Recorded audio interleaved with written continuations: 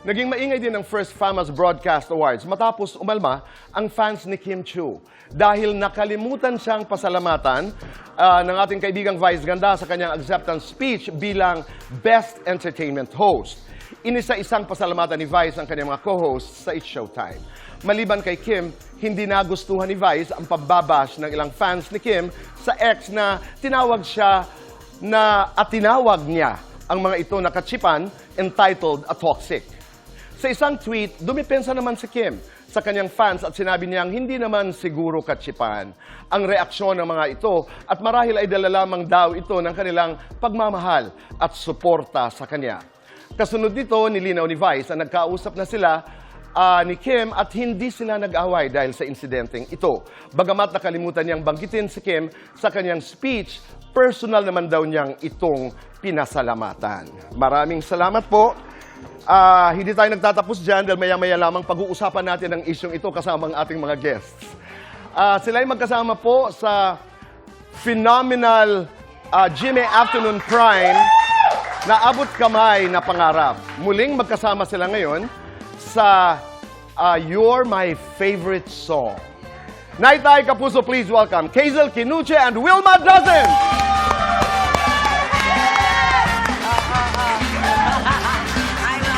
I love you. I love you, Kazel.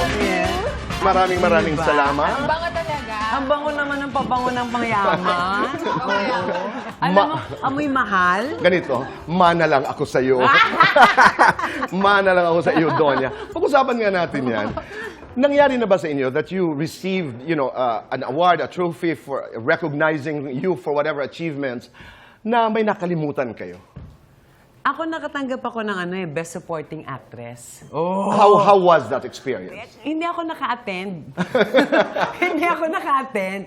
Pero ang tumanggap noon ng award ko is the late Wendy Ramas. Pero siya rin ang nag-announce nung pregnancy ko noon na hindi pa alam kahit ng mga magulang ko. Oh. Kaya pagdating ng nanay ko sa akin, nakatingin siya, buntis ka? Sinabi na niya eh. So may baon si May baon. Direk Wen. Ika nga nung tinanggap niya yung trofeo. Yes. Ikaw, Kazel, may mga pagkakataon, family affairs, schools, for example, where you were expected to actually acknowledge people. Gusto ko yung school feeling talaga ng Tito Boy, batang-bata pa. But anyway, to acknowledge, Nakalimutan mo? usually may mga ganun talagang instances wherein may makakalimutan ka talagang mag-thank you. Yes. Ma-mention. Tama. Yes. Meron Oo. kasi una dala ng kasiyahan mo, excitement mo. Minsan naba-blackout ka talaga, di ba? So nangyayari talaga yun. Ako, here's my take. Nerves. Nakaka-nervyos po. Oh. You don't get used to getting awards. Yes. Sigurado po ako na hindi sinadya ni Vice Ganda nakalimutan si Kim Chiu. For sure. Alam naman natin ho lahat na maganda ang kanilang relasyon. Oo naman. Tsaka It's for sure knowing Kim, No. hindi niya rin mamasamain yun. very difficult kasi ang debating ito ay sinasabi ni Vice nga na huwag na naman palakihin pa ito. I mean, he may have used words like toxic, for example. And then, Kim also came to the defense of the fans. Naiintindihan ko rin yun. At fan ako. Yes. Fan ka rin. Yes. Are you a fan? Yes. Oo, we're all fans, no? Masasaktan ka rin. Pero, intention is very important.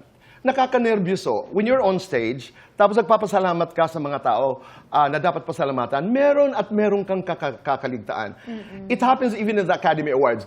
Minsan nakakalimutan yung mga magulang. Yes, Minsan yes. nakakalimutan i-acknowledge yung may bahay or yung husband, It happens. Yes. I think we have to be more understanding, di ba? Compassionate siguro. I love that word, di ba? Oo. I think yun ang nawala sa mga Pilipino ngayon. Na parang lahat yung mga tao, pagising pa lang, mainit na yung ulo.